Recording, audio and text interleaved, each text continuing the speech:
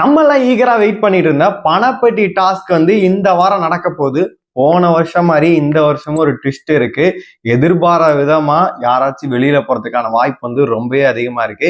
என்னை பொறுத்த வரைக்கும் டார்கெட் இவங்க தான் அப்படின்ற மாதிரி எனக்குமே தோணுது. எல்லாத்தையுமே நம்ம ஃபுல்லாவே பார்த்துடலாம். ஹாய் மக்களே, நான் உங்க ஷாம். நிறைய பேர் வீடியோ பாக்குறீங்க, லைக் பண்ணாம பாக்குறீங்க. லைக் பண்ணிட்டு பாத்தீங்க அப்படின்னா ரொம்பவே சந்தோஷமா இருக்கும். ஹைப் இருக்கும், ஹைப் கூட தட்டி விடுங்க. அதாவது போன சீசன் வந்து நான் எதிர்பார்க்கவே இல்லை. அதாவது பணப்பெட்டி என்னடா இப்படி டாஸ்க் வைக்கிறாங்கல்ல, எதுவும் வின்னர் அமௌண்ட்ல இருந்து எடுக்கிறாங்க. அது மட்டும் இல்லாம எதிர்பாராத விதமா பாத்தீங்கன்னா ஜாக்லின் வந்து எவிக்ட் ஆயிருப்பாங்க. ஆனா ஸ்கெட்ச் போட்டது யாருக்கு தெரியுமா? போன சீசன் நல்லா பார்த்தவங்களுக்கு தெரியும். முத்துக்குமரனுக்கு தான் பாத்தீங்கன்னா ஸ்கெட்ச் வந்து போட்டிருப்பாங்க. ஆனா கடைசி நேரத்துல வந்து அதை ஜாக்லின் வந்து மாட்டியிருப்பாங்க. முத்துக்குமரன் ஓடுறப்ப பாத்துருந்தீங்க அப்படின்னா தண்ணி எல்லாம் கிடக்கும், வலிக்கு கிழிக்கி விழுந்து மாட்டுவாருன்னு பார்த்தாங்க. ஆனா அவரை ஈஸியா அடிச்சு பாத்தீங்கன்னா கேஷ் எடுத்துட்டு உள்ள வந்திருப்பாரு. அதுக்கப்புறம் வந்து பவித்ரா மாட்ட வேண்டியது, பவித்ராவும் மாட்டவே இல்லை. சௌந்தர்யா பாதியில ஓடியாந்துருப்பாங்க. இதுல யாரு சூப்பரா பெஸ்டா பண்ணது யாரு அப்படின்னு கேட்டீங்கன்னா ரயன், முத்துக்குமரன், விஷால் இவங்கெல்லாம் வேற லெவல்ல பண்ணியிருப்பாங்க.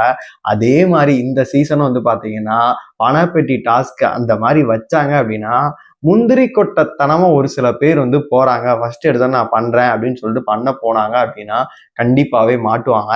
எனக்கு என்னமோ தோணுதுங்க, பார்வதிக்கும் கமருதீனுக்கும் வலை விரிக்கிற மாதிரி. ஏன்னா வந்து இந்த மாதிரி டாஸ்க் எல்லாம் வந்து கமருதீன் நான் வந்து பண்றேன் அப்படின்னு சொல்லிட்டு அவன் அசால்ட்டா இறங்கிடுவான். டாஸ்க் அப்படின்னு சொல்லும் போது இல்ல நான் பண்றேன் அப்படின்னு சொல்லிட்டு அவன் கண்டிப்பா இறங்கிறதுக்கான வாய்ப்பு அதிகமாவே இருக்கு. அதனால மேபி கமருதீன் இல்ல பார்வதி வந்து பாத்தீங்கன்னா முந்திரி கொட்டத்தனமா வந்து டாஸ்க கரெக்டா இது பண்ணாம இறங்கி சப்போஸ் வந்து பாத்தீங்கன்னா இவங்க வெளியில போறதுக்கான வாய்ப்பு இருக்குமோ அப்படின்ற மாதிரி தோணுது. ஆனா இந்த பணப்பெட்டி டாஸ்க்ல வந்து ஒருத்தர் எவிக்ட் ஆகிறது கன்ஃபார்ம் அப்படின்ற மாதிரிதான் சொல்லுது.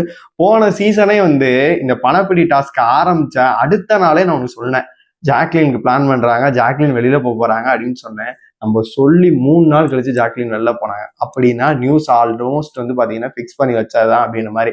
இப்ப கிடைச்ச தகவலின் அடிப்படையில நான் சொல்றேன், என்னைய பொறுத்தளவு நான் சொல்ற 2 பேருக்கும் ஸ்கெட்ச் வந்து கன்ஃபார்ம் போடலாம்.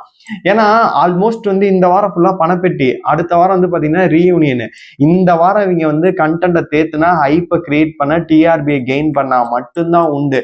மற்றபடி வேற எதுவுமே கிடையாது. இப்ப பணப்பெட்டி நார்மலா வந்து வீட்டுக்கு நடுவில் வந்து வைக்கிறாங்கன்னு வச்சுப்போமே, வச்சுட்டு யாராச்சும் வந்து எடுத்துக்கங்கப்பா அப்படின்னு சொன்னா அதுல கிக்கே கிடையாது. போன சீசன் வந்து பாத்தீங்கன்னா ஆல்மோஸ்ட் அதுல பாகத்துல இருந்துச்சு. கடைசியில தூக்கிட்டு வந்ததே இந்த பணப்பெட்டி டாஸ்க் தான். ஜாக்லின் எவிக்ட் ஆனன்னு வேற லெவல்ல பிச்சுக்கிட்டு போச்சு, டிஆர்பி எங்கிட்டோ போச்சு. அதே மாதிரி நம்ம நினைக்கக்கூடிய ஆட்கள் வந்து பாத்தீங்கன்னா இப்போ ஒரு எக்ஸாம்பிள் வந்து இப்ப வினோத் வந்து எடுக்கிறாரு, அவரால் உள்ள வர முடியல அப்படின்னா யாருக்கு டைட்டில் கொடுப்பாங்க? இப்ப யாரோ ஒருத்தவங்க வந்து பாத்தீங்கன்னா இப்ப டாப் 5க்குள்ள நம்ம பாக்குறோம்ல, இருக்கக்கூடிய ஏதாச்சும் ஒரு நபர் வந்து எடுக்கிறாங்க. அவங்க வந்து எடுத்துட்டு பணம் எடுக்க முடியாம உள்ள வராம வந்து ஏதோ ஸ்லிப் ஆயிடுச்சு, விழுந்துட்டாங்க. ஏன்னா போன சீசன் வந்து யாருமே ஸ்லிப் ஆகி விழுகவே இல்லை. இந்த சீசன் சப்போஸ் ஸ்லிப் ஆகி விழுந்துட்டாங்க அப்படின்னா கண்டிப்பா என்னைய பொறுத்தளவு இந்த டாஸ்க் வந்து ட்விஸ்டடாவே தான் இருக்கும். அதனால வந்து மேபி நீங்க வந்து சப்போர்ட் பண்ணிட்டு இருக்க ஆட்கள் வந்து ஏதாச்சும் வந்து ராங்கா வந்து போயிட்டு எடுக்கிறதுக்கான வாய்ப்பு வந்து ரொம்பவே அதிகமாவே இருக்க மாதிரிதான் நான் பாக்குறேன். ஆனா கண்டிப்பா ஒருத்தர் வந்து எவிக்ஷன் என்பது வந்து பாத்தீங்கன்னா கன்ஃபார்ம் அப்படின்ற மாதிரிதான் சொல்லப்படுது. ஏன்னா போன தடவை வந்து ஜாக்லின் அவர்கள், ஏன்னா அவங்களுக்கு ஒரு வழியே இல்லை. பவித்ரா போயிட்டு எடுத்துட்டாங்க, சௌந்தர்யா போயிட்டு பாதியில வந்துட்டாங்க, விஷால் போயிட்டு எடுத்துட்டாரு, ரயான் போயிட்டு எடுத்துட்டாரு, இந்த மாதிரி எல்லாம் போயிட்டு எடுத்துட்டாங்க. அவங்க அந்த இடத்துக்கு தள்ளப்பட்டாங்க. அதாவது நீ எடுத்துதான் ஆகணும், வேற வழி கிடையாது, உன்னை நீ ப்ரூவ் பண்ணி தான் ஆகணும் அப்படின்ற இடத்துக்கு பாத்தீங்கன்னா ஜாக்லின் வந்து தள்ளப்பட்டாங்க. அப்படி இருக்கும்போது நைட்டு 1 மணிக்கு வந்து பாத்தீங்கன்னா அவங்க ஓடினாங்க. நல்லா தெரியும் நிறைய பேருக்கு வந்து அது இந்த டாஸ்க் எதுக்குடா வச்சு அந்த பொண்ணை வெளில அனுப்புனீங்க அப்படின்ற லெவல்ல வந்து எல்லாருமே திட்டினாங்க. நைட்டு 1 மணிக்கு வந்து இருக்கும். அவங்களோட எவ்வளவு முயற்சி பண்ணி பாத்தீங்கன்னா பண்ணாங்க. ஆனா கடைசி தேதியில டைட் ஃபினிஷ் அப்படின்னு சொல்லிட்டு 1 செகண்ட வந்து காரணம் காட்டி வந்து பாத்தீங்கன்னா உங்களோட பயணம் முடியுது அப்படின்னு சொல்லிட்டு போன தடவை அந்த பாம்பு சிலை ஒன்று கொடுத்துருந்தாங்கல்ல, அதை நீங்களே எடுத்துட்டு போங்க அப்படின்ற மாதிரி வந்து பிக் பாஸ் வந்து சொல்லியிருந்தாரு. அந்த மாதிரி இந்த சீசன் வந்து சப்போஸ் வந்து பார்வதிக்கோ இல்ல வேற யாருக்கோ அந்த மாதிரி நடந்துச்சு அப்படின்னா கண்டிப்பாவே வந்து பாத்தீங்கன்னா சூப்பராகவே இருக்கும் அப்படின்ற மாதிரிதான் எனக்குமே தோணுது. நீங்க சொல்லுங்க, உங்களை பொறுத்த வரைக்கும் போன வாரம் வந்து டிடிஎஃப்மே உண்மையிலே சூப்பராகவே இருந்துச்சு. அதனாலதான் வந்து ஹைப்புமே கிரியேட் ஆச்சு. நான் சொல்லிட்டு இருந்தேன், என்னடா மலையாள சீசன்ல டிடிஎஃப்லாம் வந்து வேற லெவல்ல இருக்கு, அதே கிரியேட்டிவ் டீம் தான்டா இங்க இருக்கீங்க, நீங்க என்னடா பண்ண போறீங்க அப்படின்ற மாதிரி நம்ம சொன்னோம். அதை அப்படியே காப்பி பண்ணி போட்டு ஓரளவு தேய்த்திட்டாங்க அப்படின்னே சொல்லலாம். இதுல அமிதாப் மாமா வேற வாரம் வாரம் வந்து ரோஸ்ட் பண்ணவா நினைச்சிட்டு இருக்கோம். அவர் வந்து காமெடி தான் பண்ணிட்டு இருப்பாரு. கெட்டவுகளை மாறினாலும் மற்ற எதுவுமே மாற போற இல்லை அப்படின்றதான் வந்து தெரிஞ்சு போச்சு. டிடிஎஃப் பொறுத்தளவு பாத்தீங்கன்னா என்ன பொறுத்தளவு எல்லாருமே வந்து இதுக்காக ஈகரா வெயிட் பண்ணுவாங்க. ஏன்னா ஒரு சில பேருக்கு வந்து பாத்தீங்கன்னா கேஷ் தேவைப்படும்.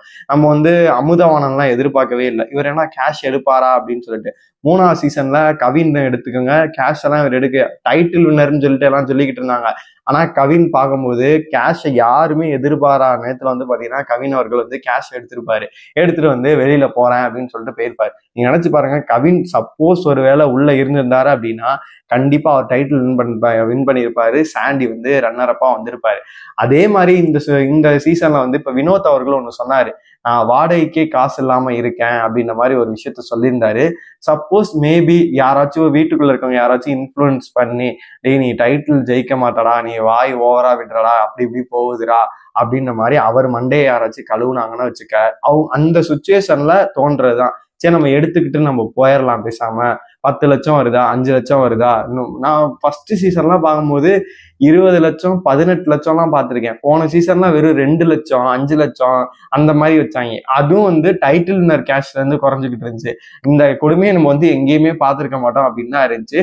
நீங்க சொல்லுங்க, இந்த பணப்பெட்டி டாஸ்க்ல யார் பணத்தை எடுக்கிறதுக்காக வெளியில போவாங்கன்னு நினைக்கிறீங்க? ஒருவேளை அப்படி எடுத்துட்டு எவிக்ட் ஆகும்னு நினைச்சா யார் எவிக்ட் ஆகிறதுக்கு வாய்ப்பு இருக்கு? உங்களோட கருத்துக்கள் எல்லாத்தையுமே மறக்காம கமெண்ட் பாக்ஸ்ல சொல்லுங்க.